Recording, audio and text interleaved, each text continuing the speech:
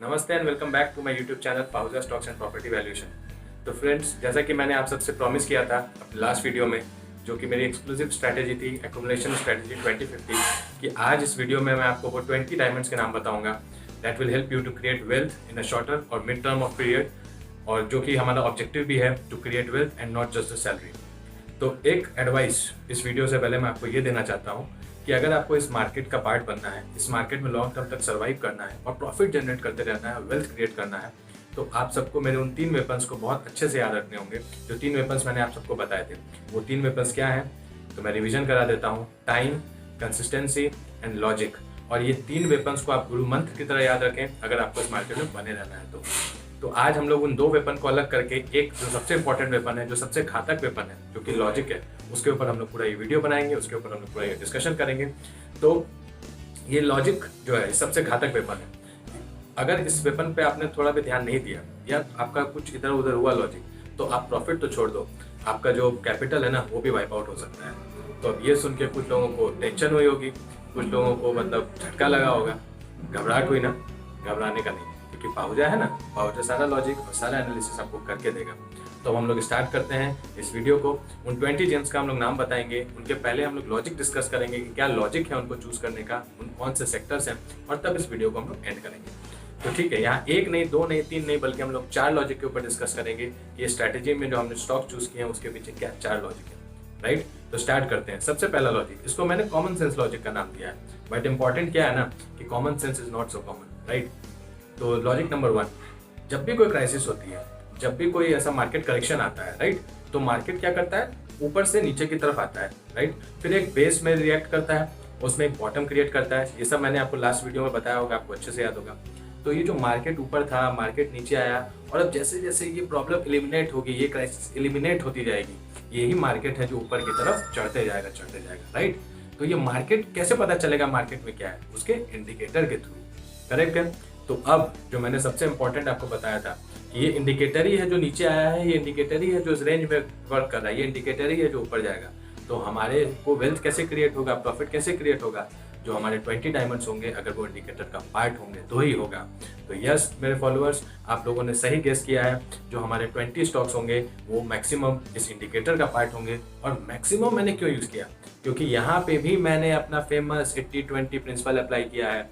वो 20 डायमंड्स जो हैं उसमें से 80% उस इंडिकेटर के पार्ट होंगे, यानी कि 15 स्टॉक ऑलमोस्ट उस इंडिकेटर के पार्ट हैं, और जो 5 स्टॉक्स हैं वो इंडिकेटर के पार्ट नहीं है। ये मैंने इसलिए किया है क्योंकि हमारा जो वेल्थ हो, हमारा जो प्रॉफिट हो, हमारा जो रिस्क हो, उसको ऑप्टिमाइज कर सकूं। जो रिस्क को भी ऑप्टिमाइज करना है, प्रॉफिट को भी ऑप्टिमाइज करना है, इसके लिए मैंने इसको 80-20 को यहाँ भी अप्लाई किया है, राइट। तो वो इंडिकेटर कोई वैसा इंडिकेटर नहीं है जिसको आप लोग नहीं जानते हैं। It's none other than the most famous Nifty 50। Maximum लोगों ने इसको गेस कर लिया होगा क्योंकि ये कॉमन सेंस की बात थी, इसलिए मैंने आपको बोला था कि इस लॉजिक का नाम है कॉमन सेंस लॉजिक। तो अब तक ये हम लोग जानते हैं लॉजिक नंबर 1 के बेसिस पे कि हमारे जो स्टॉक्स होंगे वो निफ्टी 50 का पार्ट होंगे, 80% ऑफ द स्टॉक्स। ठीक है फ्रेंड्स, अब हम लोग आगे स्टार्ट करते हैं लॉजिक नंबर 2 पे। तो लॉजिक नंबर 2 क्या कहता है, logic number 2 is risk reward ratio. तो बहुत ईजी है, नाम से समझ में आ रहा है, रिस्क और रिवॉर्ड का रेशियो, यानी कि risk divided by reward, right.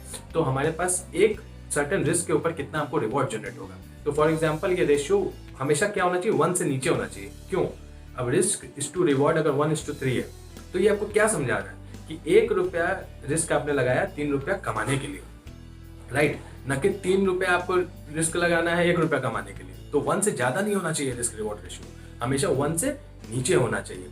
उसी वैसे ही जो स्टॉक्स मैं आपके पास आज लेके आऊंगा जिसके रिस्क रिवॉर्ड रेशियो 1 से नीचे हैं, 1:3, 1:2, 1:4, ऐसे क्रेजी स्टॉक्स मैं आपके पास लेके आऊंगा, राइट। तो ये था हमारा लॉजिक नंबर 2 जो कि है रिस्क रिवॉर्ड रेशियो। अब हम लोग बात करते हैं अपने थर्ड लॉजिक की तरफ बढ़ते हैं, जो कि जिसका नाम है बीटा कोफिशिएंट। अब बीटा कोफिशिएंट बोलो या उसको प्यार से बेटा बोलो, ये कोफिशिएंट बहुत इंपॉर्टेंट है। ये कुछ और नहीं है, ये आपके उस वोलेटिलिटी को बताता है किसी स्टॉक्स की विद रिस्पेक्ट टू वो इंडिकेटर। फॉर एग्जाम्पल, एक इंडिकेटर यानी कि मार्केट जितना मूव करेगा उसके मूवमेंट के अकॉर्डिंगली ये उसको कितना कितना पीछा करेगा स्टॉक्स, यही उसको बताता है। अगर मार्केट यहाँ से यहाँ गया, स्टॉक भी यहाँ से यहाँ गया, इसका मतलब है कि उस स्टॉक का बीटा है 1, करेक्ट है। लेकिन मार्केट यहाँ से यहाँ गया और बीटा स्टॉक यहाँ से यहाँ निकल गया, यानी उसका बीटा कोफिशिएंट है 1 से ज्यादा। तो हमें वो स्टॉक्स चूज करने हैं जिसका बीटा कोफिशिएंट या तो कम से कम 1 हो या 1 से ज्यादा हो। तो वही स्टॉक्स मैं आपके पास फ्रेंड्स लेके आ रहा हूँ जिनके बीटा कोफिशिएंट 1 या 1 से ज़्यादा है, प्रेफरेबली 1.2 1.3 तक के रेंज के बीटा कोफिशिएंट्स मैंने चूज़ किए हैं क्योंकि वो बहुत अच्छा वेल्थ आपको क्रिएट करके दे सकते हैं। तो ये था मेरा फेवरेट लॉजिक नंबर 3, राइट। अब हम लोग आगे और लास्ट लॉजिक की तरफ बढ़ेंगे जो कि लॉजिक नंबर 4, जिसको मैं बोलता हूँ सेक्टर एनालिसिस।